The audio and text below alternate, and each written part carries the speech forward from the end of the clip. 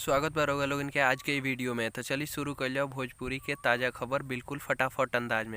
पहले खबर निकल के आ रहा बा भोजपुरी के दबंग स्टार खेसारी लाल यादव और प्रियंका सिंह के ओर से, जिनकर गाना ओठ के चुमावन कहिया होई के फुल ऑडियो सॉन्ग SRK म्यूजिक के यूट्यूब चैनल पर रिलीज कर देहल गइल बा, जौना के आप सभी जाके सुन सकतनी। दूसरा खबर निकल के आ रहा बा अंकुश राजा के ओर से, जिनकर गाना नैहर के यार फुल ऑडियो सॉन्ग वेब म्यूजिक के ऑफिशियल यूट्यूब चैनल पर रिलीज कर देहल गइल बा, जौना के आप सभी जाके सुन सकतनी। तीसरा खबर आ रहा बा भोजपुरी के पावर स्टार पवन सिंह के ओर से, जिनकर आप सभी के बीच दूसरा इंटरनेशनल गाना आवे वाला बा, जौना के शूटिंग के तस्वीर आप सभी देख सकतनी। हालांकि ये गाना के नाम के अभी कोनो खुलासा नहीं है, जैसा ही कुछ पता चली हम आप सभी के बता दें।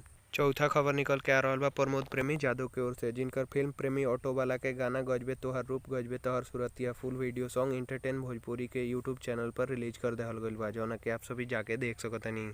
पांचवा खबर निकल के आ रहा बा समर सिंह व कविता जादव के ओर से, जिनकर गाना सैया धरावेला थ्रेसर फुल वीडियो सॉन्ग जुपिटर एंटरटेनमेंट पर रिलीज कल गई रहे, जौना के 152 मिलियन यानी 15 करोड़ 20 लाख से ज्यादा बार देखल जा चुकल बा, जौना के आप सभी जाके देख सकतनी। छठा खबर निकल के आ रहा बा परवेश लाल यादव के ओर से, जिनकर गाना ढोड़ी खाल कइले बाड़ू full video song Nirahua entertainment music के यूट्यूब चैनल पर रिलीज कर देहल गइल बा, जौना के आप सभी जाके देख सकतनी। सातवां खबर निकल के आ रहा बा अरविंद अकेला उर्फ कल्लू की ओर से, जिनकर गाना शादी सेट हुआ के फुल वीडियो सॉन्ग किरण म्यूजिक इंटरटेनमेंट के यूट्यूब चैनल पर रिलीज कइल गई रहे, जौना के 15 मिलियन यानी 1.5 करोड़ से ज्यादा बार देखल जा चुकल बा, जौना के आप सभी जाके देख सकतनी।